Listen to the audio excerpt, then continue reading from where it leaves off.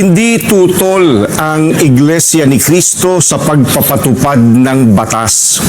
Pero tutol kami sa pagbaluktot sa batas, lalo na kung ang layunin ay para pagtakpan ang katiwalian. Sinusuportahan ng Iglesia ni Cristo ang itinataguyod ni Senator Marcoleta dahil ito rin ang posisyon namin na kahit ipakulong nila si Senator Marcoleta ay hindi kami titigil. Hindi kinikilala ng Pangulo ang mga pang-aabuso. Ano pong pang-aabuso yung tinutukoy natin dito, ma'am? Maaari nating masabi kung may pang-aabuso kung nakakaapekto na sila ng ibang tao. Unang-una, ano ba yung impact? Grabe po ba ang impact ng rally o protesta na ito? Sa paningin po ng administrasyon, magkakaroon po ito ng impact hindi lang para sa palasyo, kung hindi sa buong mamamayan natin na naapektuhan ng surprise rally na ito.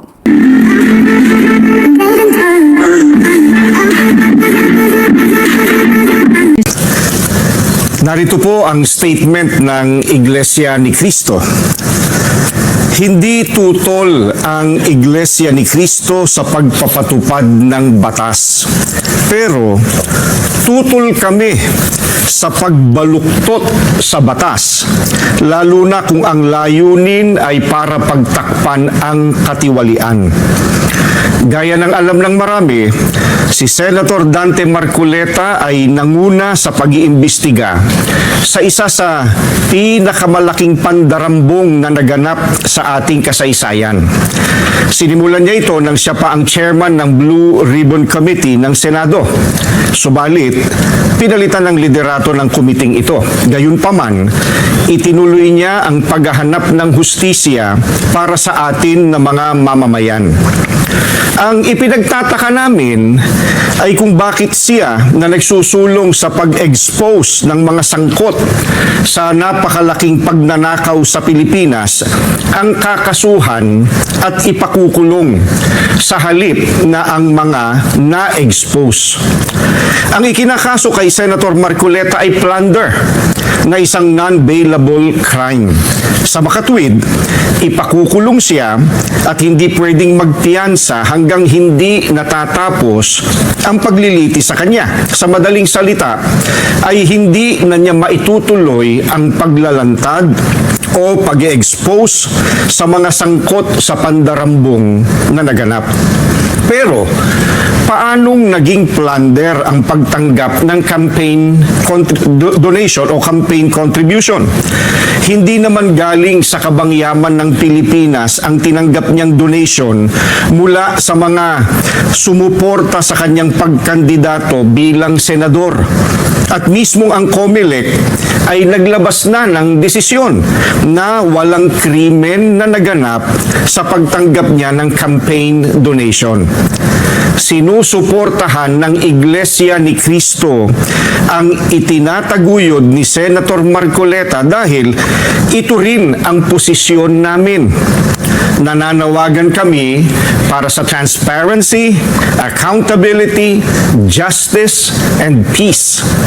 Kaya, nais naming iparinig sa mga kinauukulan na kahit ipakulong nila si Senator Marcoleta, ay hindi kami titigil sa paghingi ng katarungan para sa mga kababayan natin na ninakawan. Gusto naming ipaalam sa kanila na isang injustice ang selective justice at hindi kami mananahimik sa harap nitong napakalaking pagyurak sa katarungan na hinihingi ng ating mga kababayan. Yan po ang statement ng Iglesia ni Cristo. At maaari na po akong tumanggap ng inyong mga katanungan. Unang tanong mula kay Maricel Halili, TV5. Magandang hapon po, Yusek. Can you describe what happened earlier? When did the President learn about the rally in EDSA? How did he learn about it? What was his reaction? Was he also surprised? Yung rally kaninang madaling araw ay nabigyan naman agad ng impormasyon ang Pangulo. At ang Pangulo naman ay nirerespeto ang karapatan ng bawat tao, ang freedom of expression, ang freedom of assembly, at pero hindi kinikilala ng Pangulo ang mga pang-aabuso na may kaakibat dito. Ano pong pang-aabuso yung tinutukoy natin dito, ma'am? Maaari nating masabi kung may pang-aabuso kung nakakaapekto na sila ng ibang tao. Karapatan din naman lahat natin na galangin din ang karapatan ng bawat isa.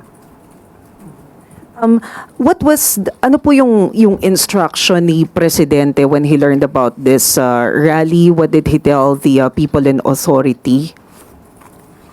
Ganun pa rin, maximum tolerance ang dapat na ipairal at makinig lang kung ano ang kanilang sasabihin, pero kung may lumalabag sa batas ay dapat din ipatupad ang batas. Pero dito po sa Malacanang, may nakita po ba tayo na dahilan para mas maghigpit ng security? Naka-heightened alert po ba yung Presidential Security Command? Nagmamonitor po ang Pangulo. Nagmamonitor po sa mga galaw, hindi para lamang sa palasyo, kundi para sa taong bayan na naaapektuhan, na naiipit sa trapiko dulot nitong rally or protesta. Does Malacanang see this as a threat, ma'am? Wala pong nakikitang threat dahil alam naman po ng Pangulo na ang kanyang ginagawa ay para sa taong bayan. So kung meron lang po siguro mga ibang interes o interes ng ibang grupo, interes ng ilang tao, hindi po siya dapat na maging hadlang sa pagpapatupad ng Pangulo at ng administrasyon ito ng batas. Thank you, Yusek. Yung sunod na tanong mula kay Katrina Domingo, ABS-CBN. Good afternoon, Undersecretary. How grave is the impact of the rally in the eyes of Malacanang? Why did the President deem it important to or deem it fit to cancel several events this morning? Dahil nga po, Pangulo ay kailangan mag-monitor. Unang-una, ano ba yung impact? Grabe po ba ang impact ng rally o protesta na ito? Sa paningin po ng administrasyon, magkakaroon po ito ng impact, hindi lang para sa palasyo, kung hindi sa buong mamamayan natin na naapektuhan ng surprise rally na ito. Alam po naman natin na kapag nagrarally at gagamit po kayo ng kalsada ay dapat may permit. At hindi po ito dapat na inililihim para naman po makapaghanda ang gobyerno. So, magkakaroon po ito ng impact sa bawat tao, sa bawat trabahador, sa bawat estudyante, sa bawat pasyente na nakasakay sa ambulansya na dadaan sana sa EDSA. Lahat ng ito, pati tayo rito, ay maaapektuhan. Maaapektuhan tayo dahil sa ipinaglalaban ba nila ang isang karapatan? Karapatan ba ni Senator Marcoleta? Ang karapatan ng isang tao sa isang kaso ay binibigay naman po. Nandiyan naman po ang paggalang sa right to due process. So, ang mga nagrarally ay may sariling agenda. Mas na naisin siguro talaga nila na ito'y maramdaman ng mga taong hindi naman sangkot sa kanilang pagpaprotesta.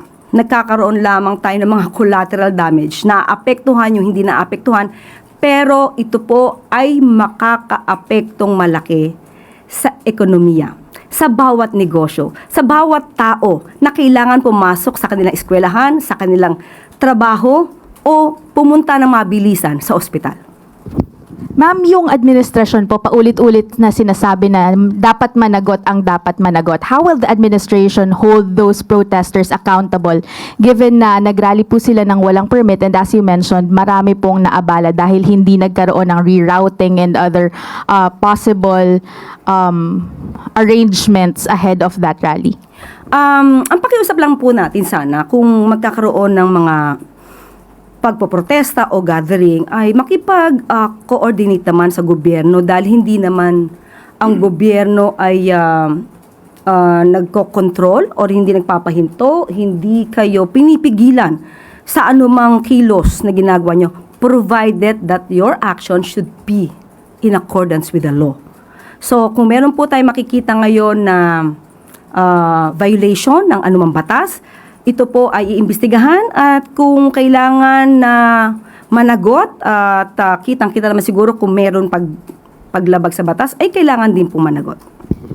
Will the administration cower before these protesters who are calling for transparency ahead of the reported arrest of INC member and Senator Rodante Marcoleta? Hindi po natin po kasi alam kung ano ba yung purpose ngayon ng protesta. Although nadinig natin ang kanilang panawagan na ito ay patungkol sa, nakakuha po tayo ng kanilang statement. Andito po. Pagpapatupad ng batas, transparency, may selective justice. So, doon muna tayo sa pagpapatupad ng batas. Kung tayo po ay humihiling na ipatupad natin ang batas, hindi po ba dapat tayo din ay tumutupad sa batas? Tayo din ay sumusunod sa batas. So, paano po ba natin maisisigaw na dapat kayong tumupad sa batas kung tayo mismo nagrarally ay hindi tumutupad sa batas?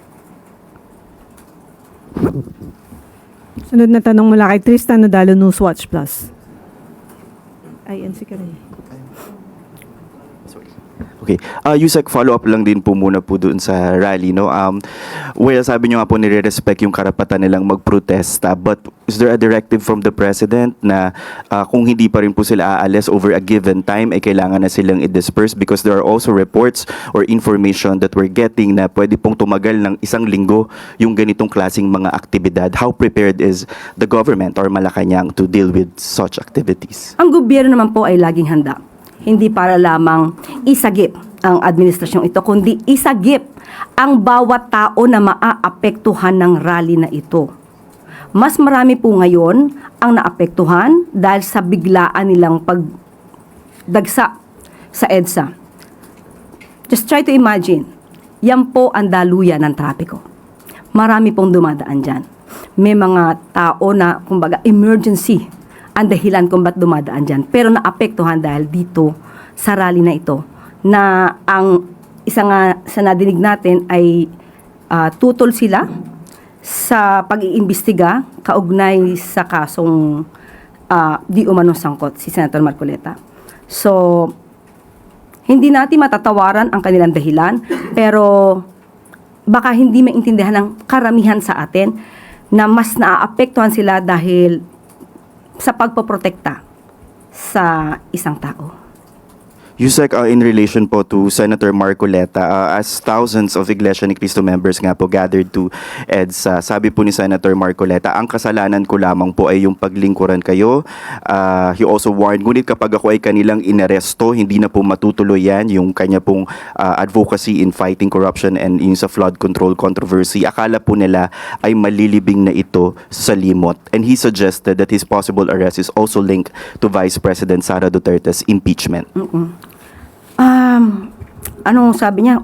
Una ay hindi na matutuloy ang kanyang pag-iimbestiga. Ano yung unang statement? Kung siya daw po ay maaresto, hindi na daw po matutuloy yung kanilang investigasyon sa flood control. Yung naunang statement niya. Ang kasalanan ko lamang ay ang paglingkuran kayo, kung kasalanan matatawag yan na humarap sa kanila ang buong tapang para malaman nyo ang totoo. Yung pangyayaring ito ay patungkol sa 75 million pesos na dinonate sa kanya. Ang kaso na sa ngayon ay kinakaharap niya ay galing sa kanya mismo ang admissions. Ang pagsabi at sabi niya naging truthful siya, umamin siyang tumanggap siya ng 75 million pesos mula sa 3 donors. So doon lamang po iikot yung kaso. At sinasabi nila na plunder yung case. Totoo, sinasabi niya na hindi naman pondo ng gobyerno ang di umanong kanyang kinuha. Pero sa plunder law natin, gusto ko lang ipaliwanag din sa taong bayan na sa kasong plunder, nandyan po yung binabanggit na ill-gotten wealth. At ang nakapaloob sa ill-gotten wealth ay by receiving directly or indirectly any commission, gift, share, percentage, kickbacks, or any other form of pecuniary benefit from any person and or entity in connection with any government contract or project or by reason of the office or position of the public officer concerned. Inamin po niya na tumanggap siya ng 75 million pesos habang siya ay congressman. So doon lamang po umiikot ang kaso. At siya naman po, ang sabi niya ay naniniwala siya sa justice system natin. Dahil tumututol sila noon sa pag-surrender sa ating dating Pangulong Duterte sa ICC. So pinanindigan nila na ang justice system naman natin ay umiiral. So bakit hindi natin paganahin ang justice system natin at hayaan natin ang proseso?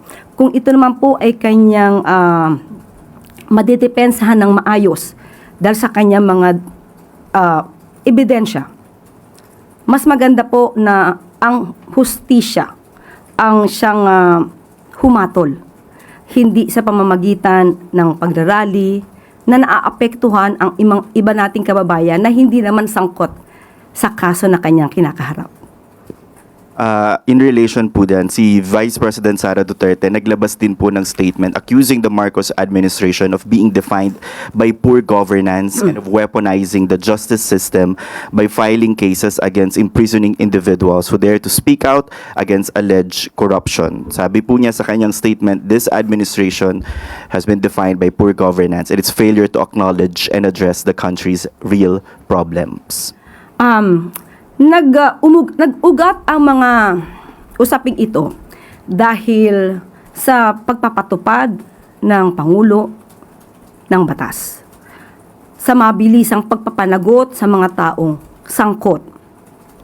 Kahapon, tinanong tayo, ang sabi natin kay Ivy, wala pang 1 taon, pero marami nang nakasuhan, marami nang naipakulong, ang isa nga po ay kaalyado pa ni dating Pangulong Duterte. I am referring to Senator Bong Revilla. Walang sinisino, walang kulay. Wala pang 1 taon. Pero naiinip ang karamihan. Pero hindi sila nainip sa 6 na taon ni dating Pangulong Duterte na walang halos nagawang pag-iimbestiga. Ganito na po. Isang halimbawa, 2018, nandyan na rin po si Senator Marcoleta. Kanila po na kino-question, kini-criticize ang mga flood control projects noon na naging ghost projects.